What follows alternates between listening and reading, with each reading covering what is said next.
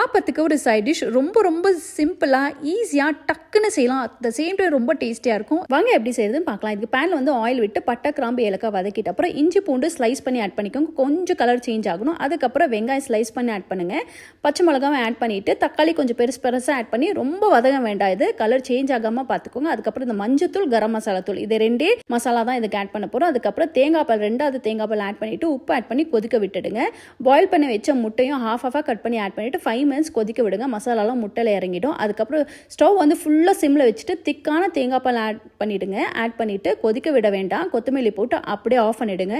Super டேஸ்டியான Kerala முட்டைக்கறி ready ஆகிடும். இது வந்து பார்க்கறதுக்கு ரொம்ப சிம்பிளாக இருக்கிற மாதிரி இருக்கும் உங்களுக்கு வீடியோவில். ஆனால் ரொம்ப டேஸ்டியாக இருக்கும். கண்டிப்பாக ஒரு வாட்டி ட்ரை பண்ணி பாருங்கள். இது ஆப்பத்துக்கும் இடியாப்பத்துக்கும் பெர்ஃபெக்டான சைட் டிஷ்னு சொல்லலாம். கேரளாவில் ரொம்ப ரெகுலராக செய்வாங்க. கண்டிப்பாக நீங்களும் ட்ரை பண்ணி பாருங்கள். Happy cooking. Blessings to you all.